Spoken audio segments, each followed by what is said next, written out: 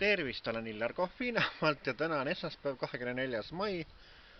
Aasta on 2021 ja tahaks rääkida ühest huvitavast kirjast. Noh, eks mulle postkastis on ennegi saadetud erinevaid kirju sellised ja osadele ma nagu ei pööra tähelepanu üldse.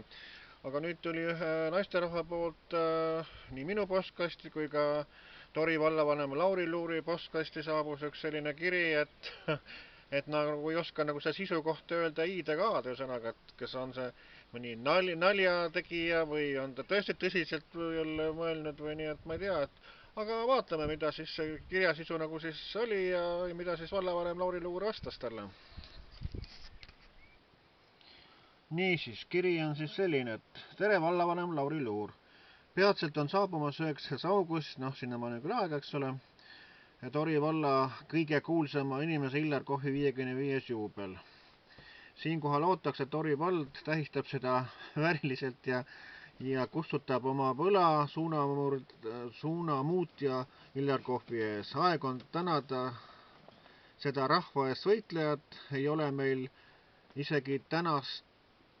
oleks meil isegi tänast Tori kauplust, kui rahvaesindaja poleks asjasse sekkunud ja muidu leivasööjatest muinsuskaitsjad paika pannud. Illar on andnud hindamata panuse Tori valla Pärnumaa ja Pärnu arengusse.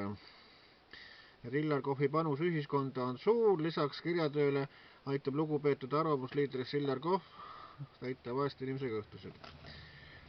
Nüüd oleks aeg Tori vallal ja rahval tagasi anda armastatud kirjamehele. Esiteks siis mõned ettepanekud, mis on tulevase juubilari kirjamees Illar Kohvile vajalikud. Lugupeetud arvamusliider Illar Kohvile tuleb omistada Tori valla aukodaniku tiitel. Aukodanikus määramisel tuleb Tori vallal kinkida Illar Kohvile moodne ja kõigi mugavustega saunamaja. Aukodanik Illar Kohvile tuleb määrata valla poolt igakuine tänutasu, mis on minimaalselt 1500 eurot kuus ja tõuseb iga-aastaselt vastavalt elukalliduse kerkimisele. See on vähim, mida me saame armastatud kirjamehele heaks teha. Kiri on suunatud Tori vallavanem Lauri Luurile, aga kirja koopia saab ka austatud Illar Kohv ja siis Merike, no ütleme Merike J, ma ei hakka siis ta täisnimi ütlema praegu siin.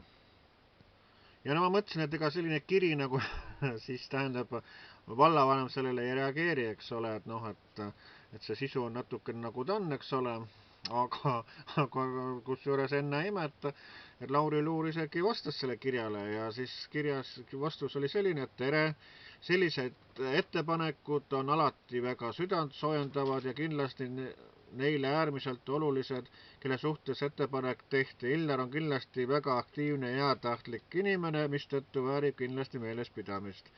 Valla aukodaniku tiitleid koos selle juurde käiva rahalise või muu materiaalse tasu suuruse otsustab ja jagab valla volikogu, seetõttu edastan ettepaneku volikogu esimehe. Lugupidamisega Lauri Luur, vallavanem Tori vallavalitsus.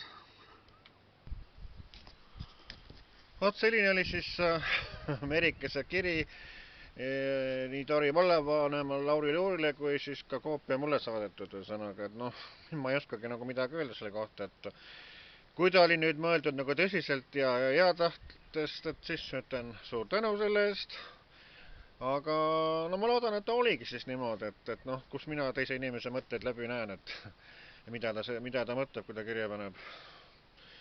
Aga nii, et jah, et väga tore, kui sellised fännid olemas on, kes sellised ettepanekuid ka teevad, nii